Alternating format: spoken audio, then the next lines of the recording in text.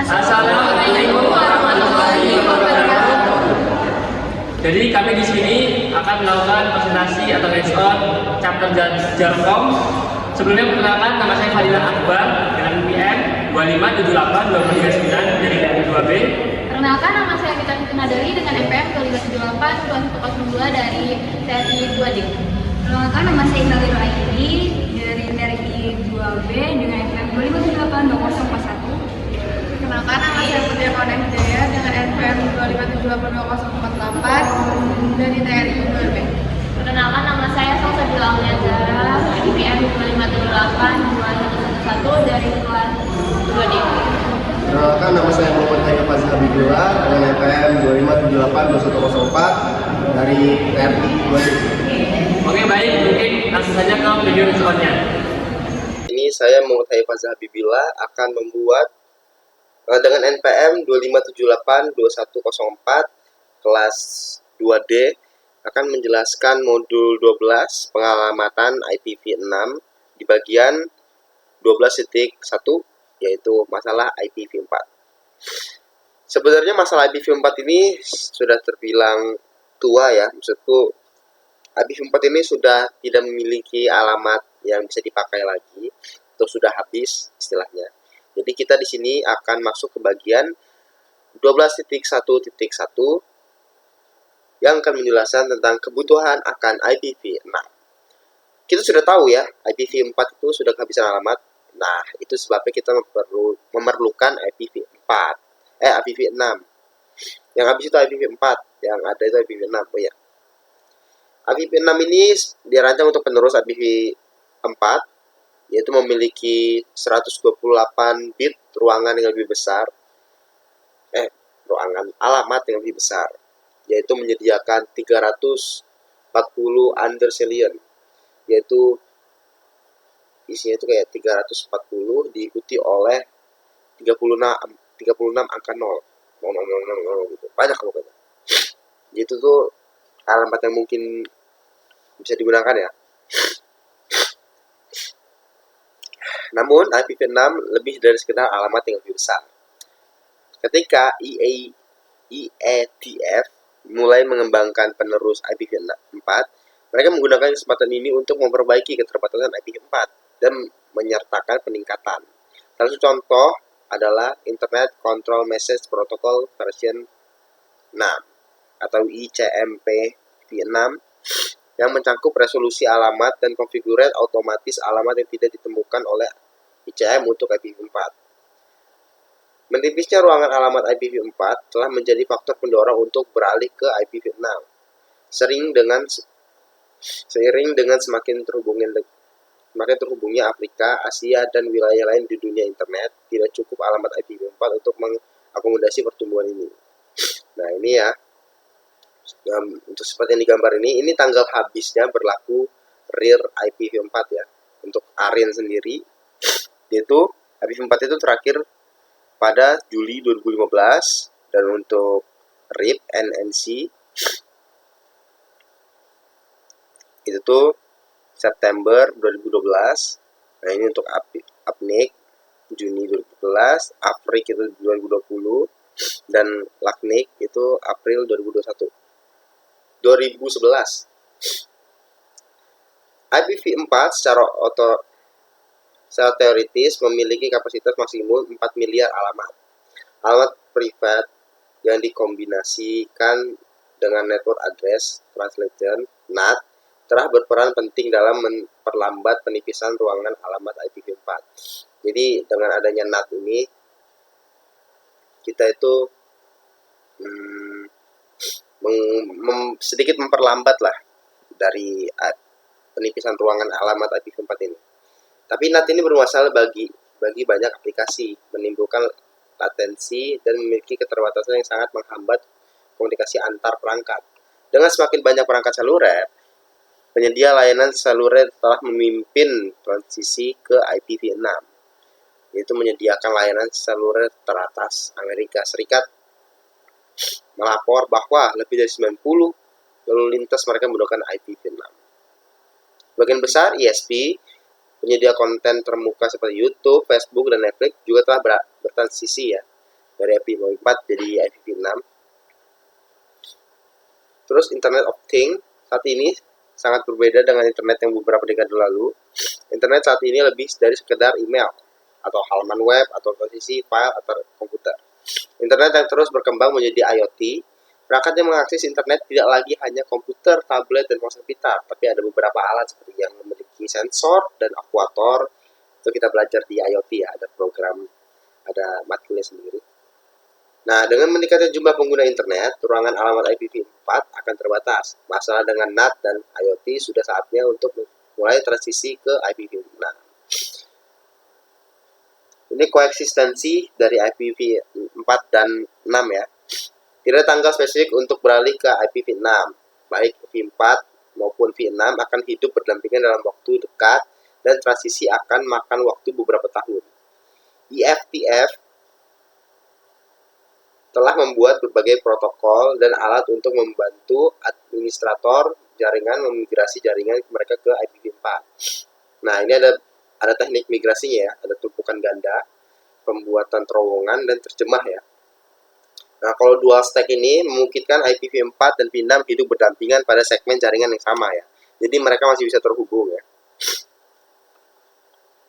Berarti jaringan pelanggan memiliki koneksi IPv4 dan ke ISP bahkan menjadi hubungan internet.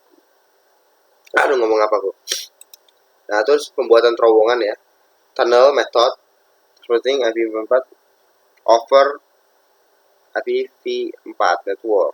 IPv6 packet is encapsulated inside IPv4 packet, similar of other type data. Jadi pengguna dual stack ini ya, misalnya IPv4 only network dan IPv4 only network, dia akan melewati terowongan dari IPv4 ya. Dia akan dienkapsulasi di dalam paketnya IPv4. Lalu akan diterjemahkan lagi gitu. Nah, seperti di bagian materi ketiga ini ada terjemah ya. Dia menggunakan NAT 64, router NAT 64, Network Address Translation 64, memungkinkan IPv6 bisa enable device to communicate, bisa berkomunikasi dengan IPv4 menggunakan teknik translate ini, menggunakan NAT. Untuk catatan, tunneling dan translasi digunakan untuk transaksi ke IPv6 asli dan hanya boleh digunakan jika diperlukan. Gitu. Oke, mungkin sekian saja. Akan dilanjutkan pada kelompok saya setelahnya. Oke, terima kasih. Perkenalkan, nama saya Mutia Wijaya. Di sini saya akan menjelaskan modul di 12.2. Kita buka Ciscon.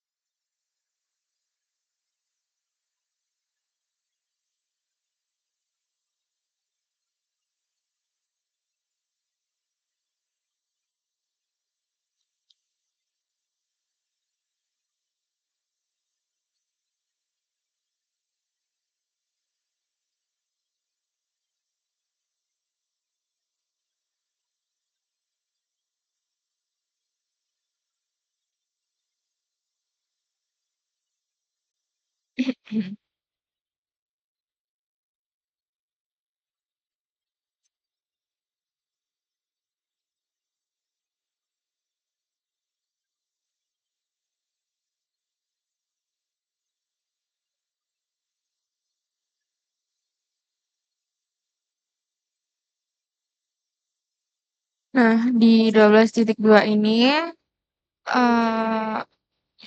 di modul 12 ini melakukan pengalamatan IPv6 dan di 12.2 yaitu representasi alamat IPv6. Nah, di sini ada 12.2.1 yaitu format pengalamatan IPv6. Langkah yang pertama untuk mempelajari IPv6 adalah memahami cara penulisan dan format alamat IPv6. Alamat IPv6 jauh lebih besar daripada alamat IPv4. Itulah sebabnya kita kemungkinan besar tidak akan kehabisan alamat IPv6. Dan alamat IPv6 ini memiliki panjang 128 bit dan ditulis sebagai rangkaian nilai heksadesimal. Dan setiap 4 bit direpresentasikan oleh satu digit heksadesimal, sehingga totalnya menjadi 32 heksadesimal. Dan kemudian ini segmen 16 bit atau hexet, nih, ini X000 ke FFF, yaitu 4 digit heksadesimal sama dengan 16 digit biner.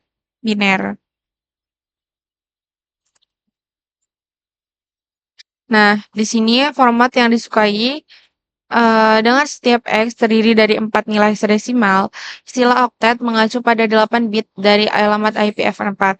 Dalam IPv6, hexet adalah istilah tidak resmi yang digunakan untuk merujuk pada segmen 16 bit. Kemudian format yang disarankan sebagai untuk menulis alamat IPv6 menggunakan 32 digit heksadesimal. Dan ini contoh alamat IPv6 dalam format yang disarankannya. Dan kemudian 12.2.2 yaitu aturan 1, hilangkan angka 0 di depan. Dan aturan yang pertama untuk membantu mengurangi notasi alamat IPv6 adalah dengan menghilangkan angka 0 di depan setiap hexet.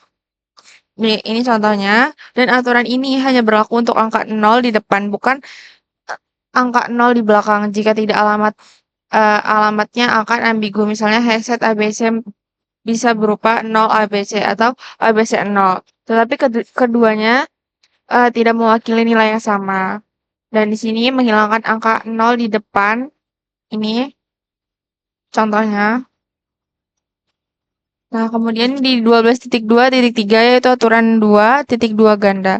Dan aturan kedua ini membantu mengurangi notasi alamat IPv6 adalah bahwa titik 2 ganda dapat menggantikan rangkaian tunggal dan berurutan dari satu atau lebih heksadesimal.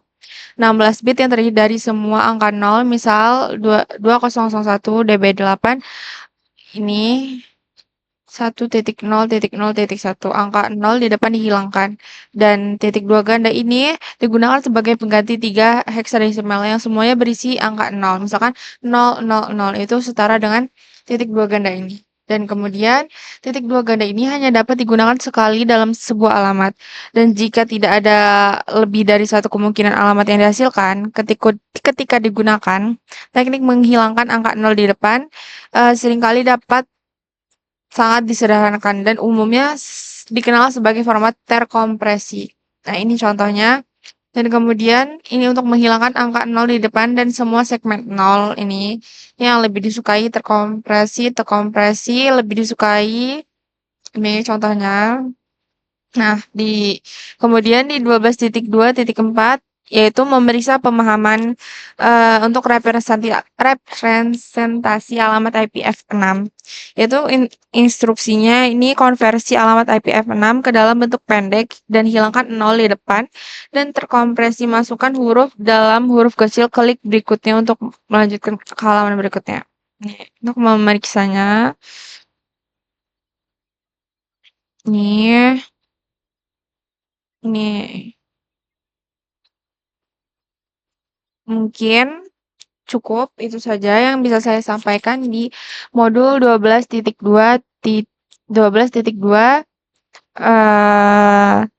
ini saya akhiri. Perkenalkan, nama saya Madura ini dengan NPM 25782041. Jadi di video kali ini saya akan mempresentasikan modul 12 yaitu 12.3 IPv4 address type. Nah, dalam protokol IPv6 terdapat 3 kategori utama pengalamatan yang perlu kita pahami. Yang pertama terdapat unicast. Ini digunakan untuk komunikasi one-to-one, di mana satu alamat mengidentifikasi satu antarmuka perangkat secara unik. Yang kedua ada multicast, digunakan untuk komunikasi one-to-many, untuk mengirim paket ke sekumpulan perangkat tujuan sekaligus. Yang ketiga terdapat unicast, merupakan alamat unicast yang dapat diberikan ke beberapa perangkat. Paket yang dikirim akan diarahkan ke perangkat yang paling dekat dengan pengirim. Sebagai catatan tambahan, di IPv4 ini, IPv6 kita ini tidak lagi mengenal alamat broadcast karena fungsinya sudah digantikan oleh mekanisme multicast. Seperti itu.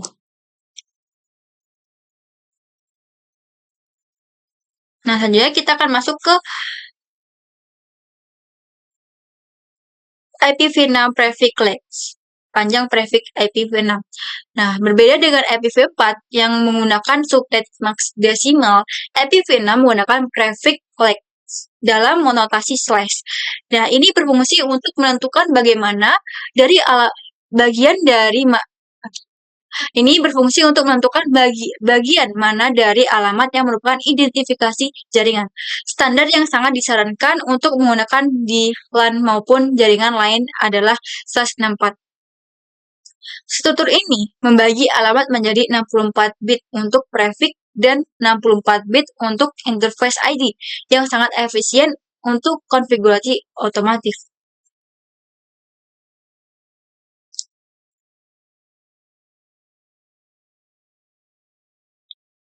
Nah, selanjutnya ada tipe alamat IPv6, unicast.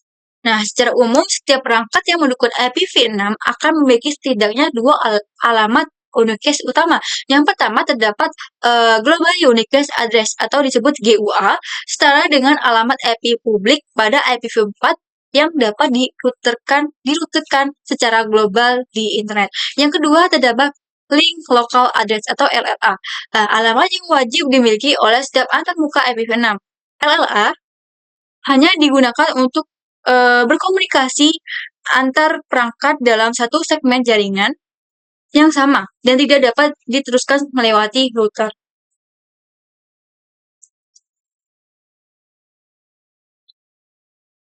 Nah, ini dia ada global, link, unicast address, link local address. Nah, selanjutnya kita masuk ke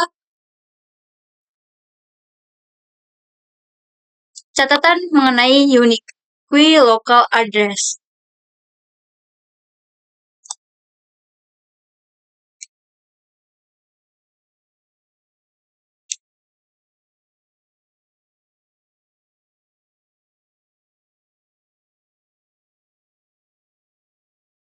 Unique local address ini berfungsi mirip dengan alamat privat RFC 1918 di IPv4 untuk komunikasi internal organisasi, namun perlu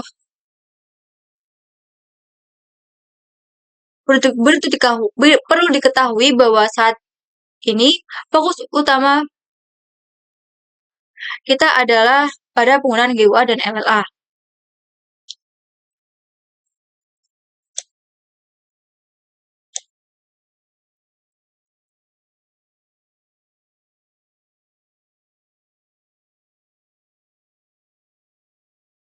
Nah, selanjutnya kita akan masuk ke IPv6 GUA.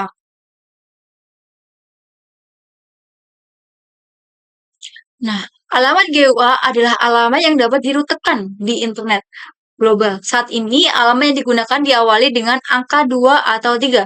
Struktur GUA itu terdiri dari 3 bagian penting.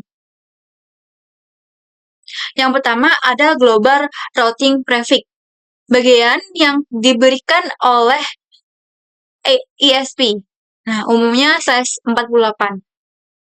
Yang kedua ada subnet ID, bagian yang digunakan organisasi untuk mengelola subnet internal.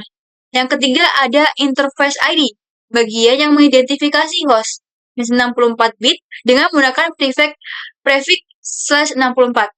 Nah, kita bisa membuat rencana pengalamatan yang sangat sederhana namun efektif.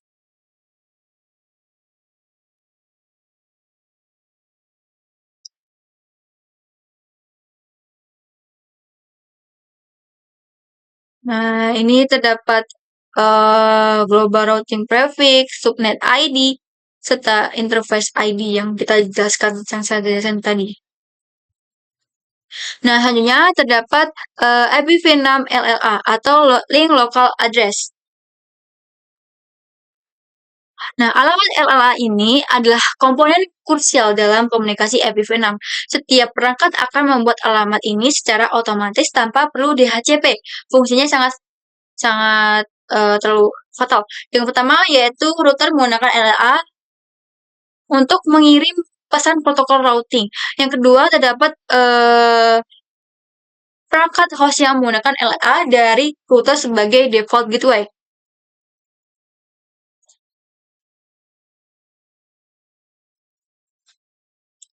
Oke.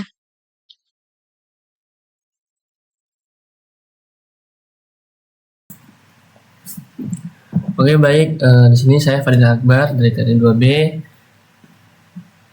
Saya akan menjelaskan di modul 12D4 ya, yang dimana GUA and LLA Static Configuration.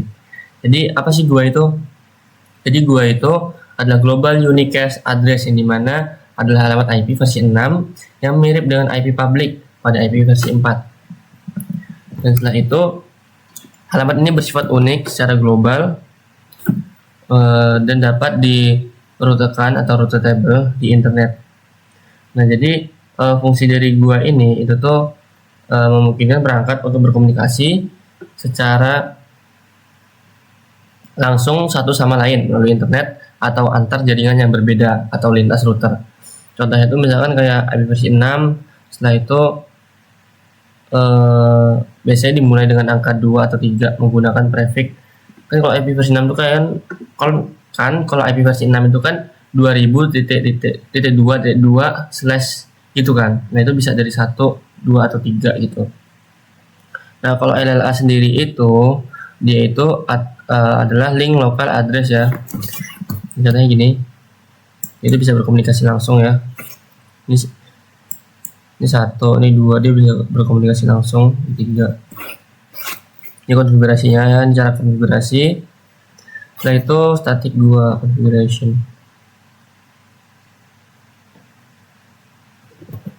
Oh, ini cara nyeting-nyetingnya ya. Kalau IP versi 6 itu tuh dia prefixnya itu 64 ya.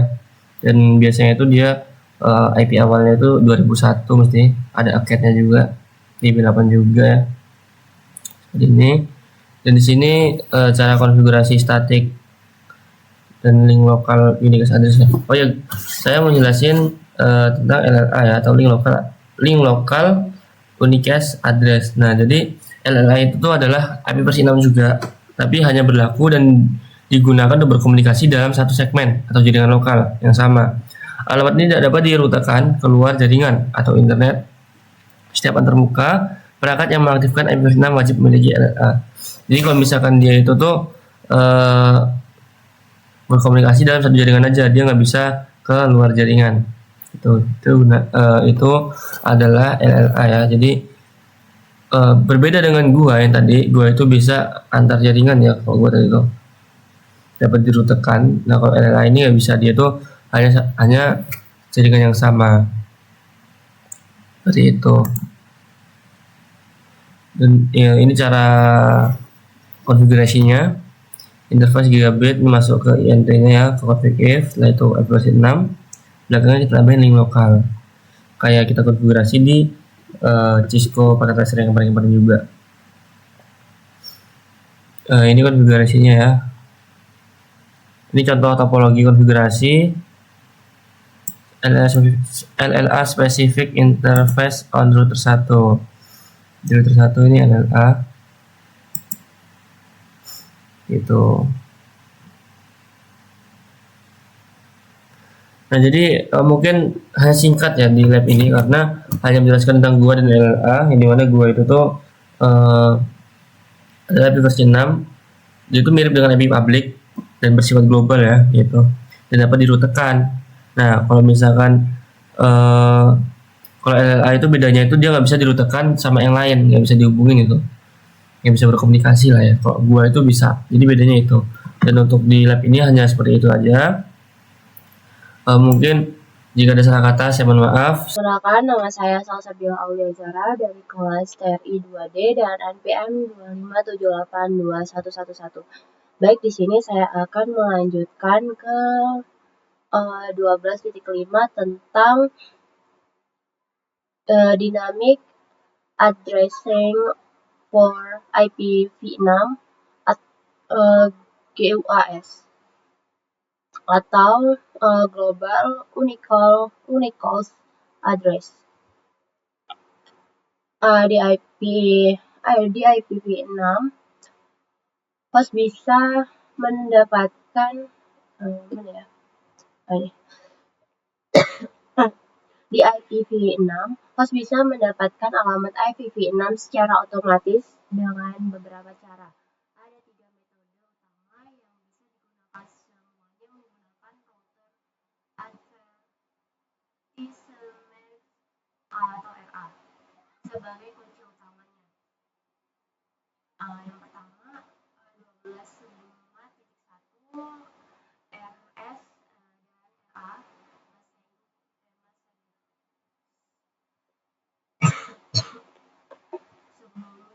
Sebelum host mendapatkan alamat, ada 2 pesan penting, yaitu router session atau RS. Host bertanya ada router IPv6 di sini, lalu router advertisement atau RA. Router menjawab dan memberikan informasi penting seperti traffic jaringan, default, gateway, dan flag yang menentukan metode apa yang harus digunakan.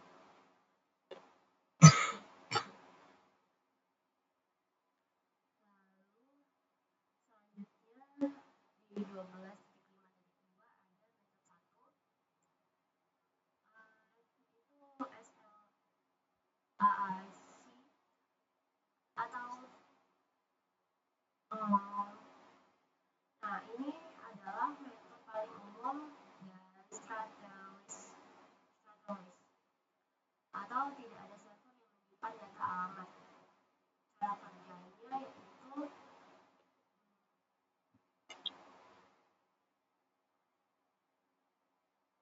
host mendengar RA dari router, host mengambil traffic dari RA, yang ketiga host membuat interface ID sendiri dengan 2 cara, yaitu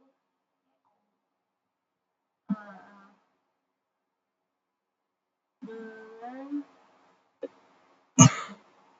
EOI 64 dan random, atau lebih direkomendasikan sekarang karena privasi. Hasilnya host langsung punya GUA IPv6 tanpa bantuan server DHCP-v6. Lalu selanjutnya ada di 12.5.3 ada metode 2 SLAAC dan strategis DHCP-v6. Di sini adalah metode paling umum dan strategis. Metode ini kombinasi host tetap pakai SLACC untuk membuat pool IPv6, lalu ada tapi router bilang melalui RA untuk informasi tambahan DNS, domain, nama minta ke DHCP-v6.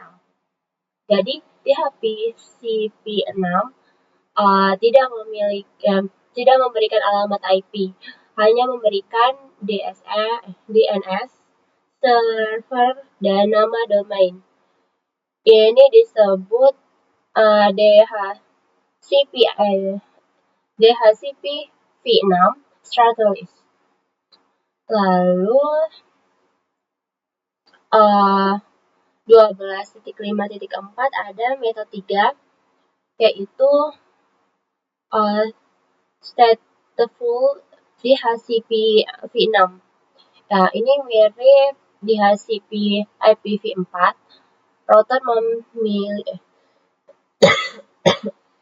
mengirim RA dengan flag yang bilang jangan pakai SLAAC. Lalu host meminta semua informasi ke server di HCP v6 Stratofull termasuk GUI IPv6.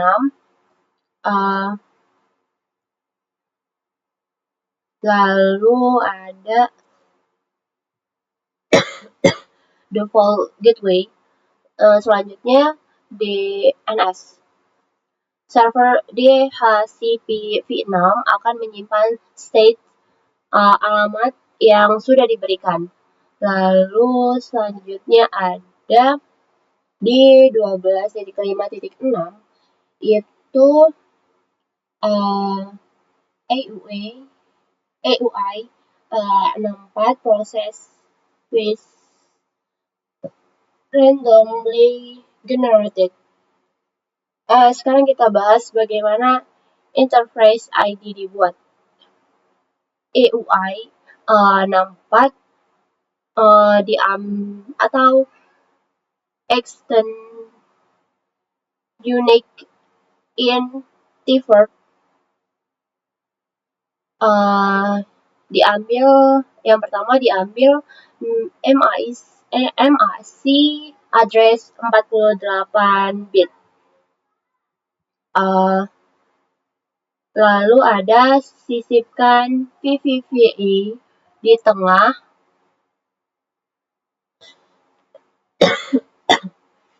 balik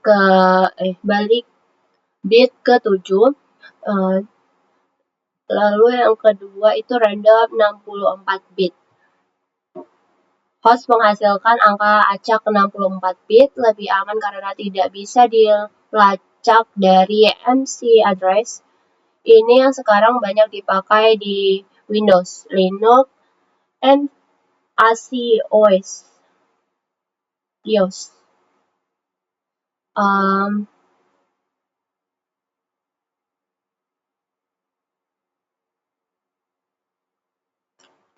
Mungkin tadi yang ini.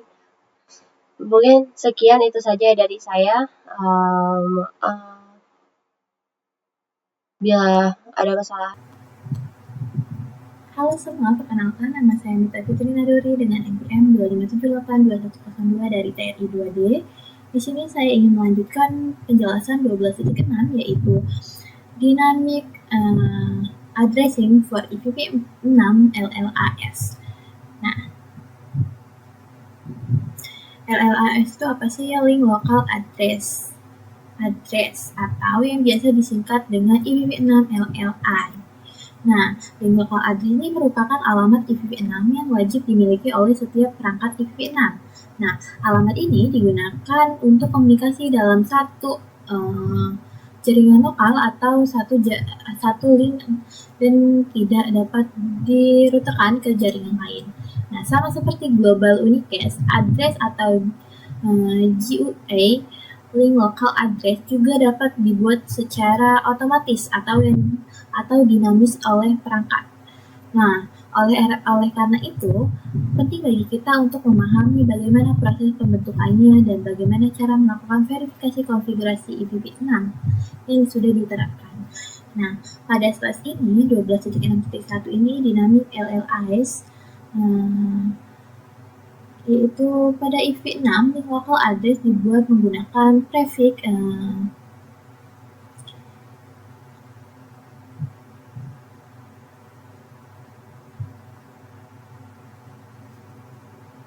FE80/10. Nah, kemudian digabungkan dengan interface ID. Nah, isi interface ID ini dapat dibuat menggunakan dua metode yaitu metode EAU sampai dengan 64 proses yang memanfaatkan alamat MAC address perangkat. Nah, metode random 64 bit number yang menghasilkan interface ID secara acak. Dengan kedua metode tersebut, perangkat dapat secara otomatis membuat alamat link lokal tanpa perlu konfigurasi manual dari administrator jaringan. Lalu di selanjutnya Dynamic LLS on Windows. Nah, pada sistem Windows, biasanya metode yang digunakan untuk membuat global unicast address dan link local address akan sama. Pada contoh pertama, kita dapat melihat bahwa interface ID dibuat menggunakan metode IEO64. Hal ini terjadi karena bagian akhir dari alamat IPv6 dan link local address memiliki pola yang sama. Nah, sedangkan pada contoh yang kedua, interface ID dibuat menggunakan angka acak atau random 64 bit walaupun berbeda metode, hasil akhir tetap menghasilkan alamat IPv6 yang unik pada jaringan tersebut. Dengan menggunakan perintah ipconfig, kita dapat melihat alamat IPv6 yang dimiliki oleh perangkat Windows beserta alamat link lokal dan default gateway yang digunakan. Nah, selanjutnya pada slide 12.6.3 ini dynamic LLIs on Cisco routers. Secara otomatis router Cisco akan membuat link lokal address ketika sebuah global unicast address configuration pada interface. Nah, secara default Cisco IOS menggunakan metode IUI 64 menghasilkan interface ID pada link local address. Karena alamat yang dihasilkan cukup panjang dan sulit diingat, administrator jaringan yang sering kali memilih untuk mengkonfigurasi link lokal address secara statis agar lebih mudah dikenal dan dikelola.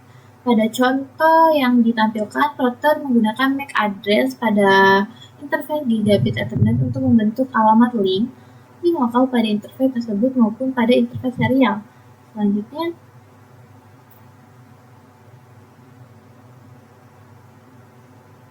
nah ini contohnya verifikasi konfigurasi IPv6.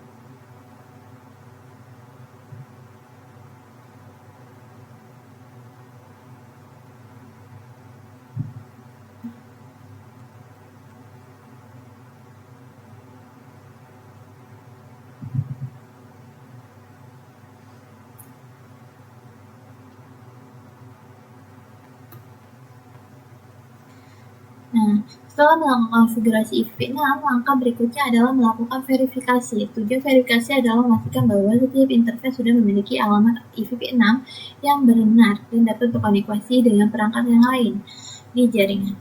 Beberapa perintah yang diumumkan digunakan adalah show IPv6, interface brief, lalu show IPv6 router, lalu ping. Ketiga perintah ini sangat penting untuk memastikan konfigurasi IPv6 berjalan dengan baik. Lalu selanjutnya perintah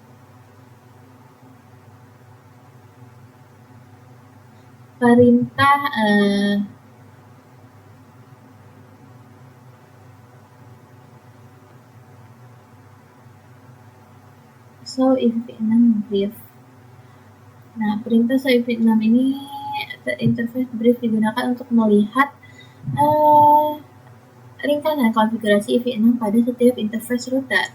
Dari output yang ditampilkan, kita dapat melihat status interface, apakah dalam kondisi up atau down. Selain itu, kita juga dapat melihat dua alamat IPv6 yang dimiliki setiap interface, yaitu link lokal address yang diawali dengan FFE80, lalu global unicast address yang telah dikonfigurasi. Informasi ini membantu administrator untuk memastikan bahwa setiap interface telah mendapatkan alamat IPv6 dengan benar. Selanjutnya, perintah show IPv6 router.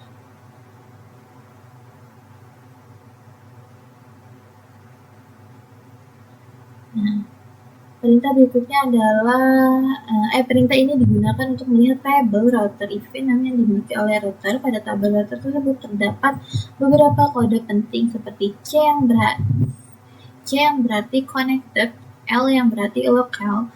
Dari output tersebut kita dapat mengetahui jaringan mana saja yang terhubung langsung ke router serta alamat lokal yang dimiliki oleh setiap interface. Dengan melihat tabel routing, kita dapat memastikan bahwa router sudah mengenali seluruh jaringan IPv6 yang terkoneksi. Selanjutnya, pengujian koneksi. Nah, Setelah alamat IPv6 routing berhasil, diverifikasi langkah terakhir adalah melakukan pengujian koneksi menggunakan perintah ping. Pada contoh ini, router R melakukan ping ke alamat ini yang merupakan alamat IPv6 memiliki PC2. Hasilnya ping menunjukkan 5 tanda seru atau 5 kali replay yang memiliki seluruh paket berhasil dikirim dan diterima. Sukses rate sebesar 100% menunjukkan bahwa koneksi IPv6 telah berjalan dengan baik tanpa adanya masalah komunikasi antar perangkat. Lalu selanjutnya paket tracker.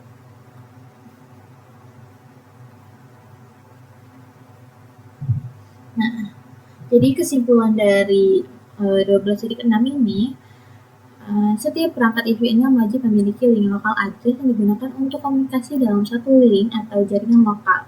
Link lokal address dapat dibuat secara otomatis menggunakan metode EUI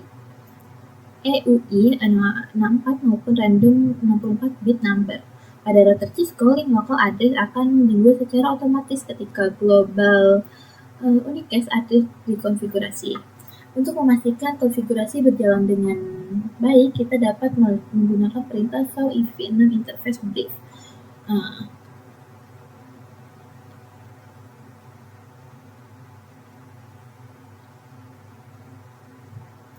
Mungkin itu saja penjelasan dari saya, akan dilanjutkan oleh teman saya ya.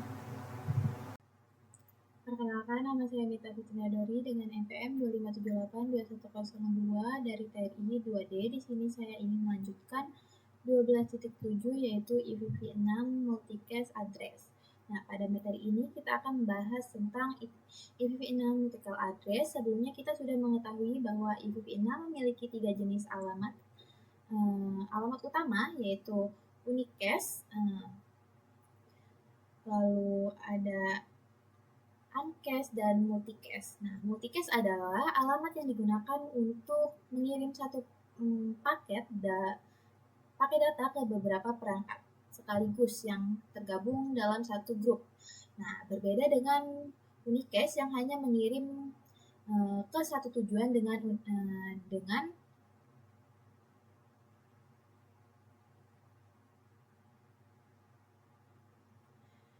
mengirim ke satu tujuan. Nah, multicast memungkinkan pengiriman data menjadi lebih efisien karena satu paket dapat diterima oleh banyak perangkat.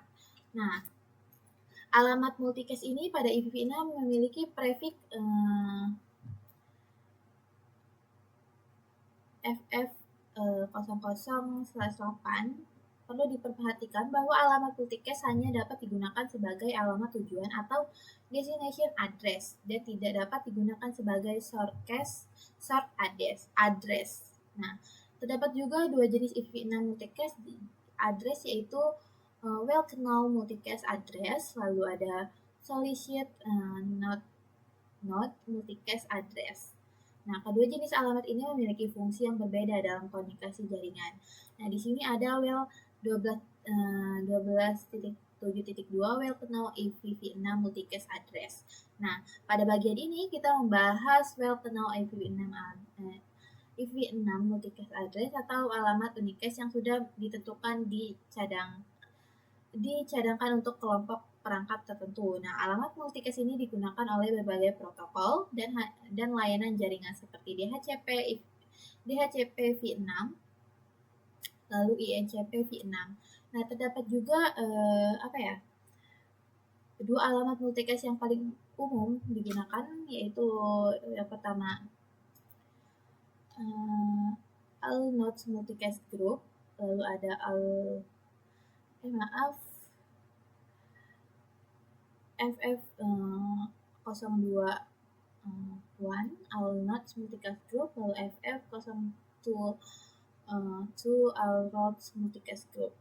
Nah, yang pertama ini alamat digunakan oleh semua perangkat yang mendukung IPv6 jika sebuah paket dikirim ke alamat FF021 ini, maka seluruh perangkat IPv6 berada dalam jaringan tersebut akan menerima dan memproses paket tersebut. Nah, fungsi hampir sama dengan broadcast pada IPv4. Contohnya, router IPv6 mengirimkan pesan router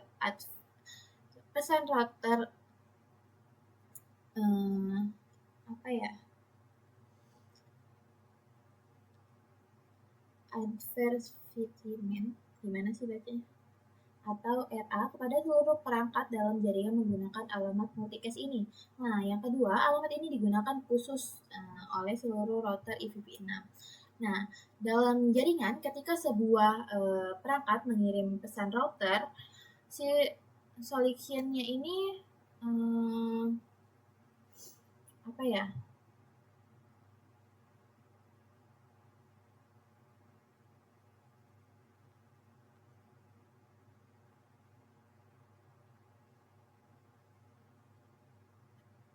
si solutionnya ini atau RS-nya ini ke alamat si FF 022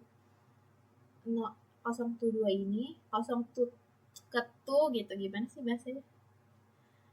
Semua router IPv6 akan menerima pesan tersebut. Selanjutnya, router akan membahas dengan pesan router advancement atau RA yang berisi informasi konfigurasi jaringan yang diperlukan oleh perangkat tersebut. Dengan mekanisme ini, perangkat IPv6 dapat memperoleh informasi jaringan secara otomatis tanpa harus melakukan konfigurasi secara manual. Nah, di sini ada solution not IPv6 multicast address. Nah, alamat ini memiliki fungsi yang mirip dengan ALNOT multicast address, namun lebih efisien karena hanya tunjukkan kepada perangkat tertentu. Nah, keuntungan utama dari solution not multicast ini, alamat ini dipetakan ke alamat Ethernet multicast khusus. Dengan demikian, kartu jaringan atau niche dapat langsung memeriksa alamat tujuan pada frame yang diterima. Nah, jika alamat tersebut bukan ditunjukkan untuk perangkat tersebut, maka frame dapat langsung diabaikan tanpa perlu proses lebih lanjut oleh protokol IPv6. Nah, hal ini membantu mengurangi beban kerja perangkat dan meningkatkan efisiensi komunikasi dalam jaringan IPv6. Nah, dengan kata lain, solution not multicast address ini digunakan untuk membantu proses pencarian alamat dan komunikasi antar perangkat secara lebih efisien dan cepat. Nah,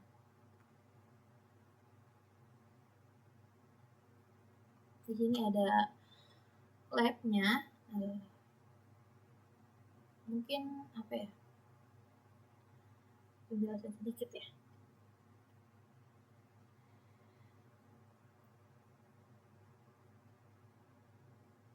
Sebentar, lama. Pada praktikum ini, tujuannya itu dirancang dicapai adalah mengidentifikasi berbagai jenis alamat IPv6, memeriksa konfigurasi alamat IPv6 pada antarmuka jaringan host, serta berlatih melakukan singkatan atau abbreviation alamat IPv6. Melalui praktikum ini, kita dapat memahami cara kerja pengalamatan IPv6 dan mengenali berbagai jenis alamat yang digunakan dalam komunikasi jaringan modern. Nah, mungkin itu saja penjelasan dari saya. Mungkin akan dilanjutkan oleh teman saya ya. Jadi mungkin cukup sekian pesan dari kami. Kami akhiri.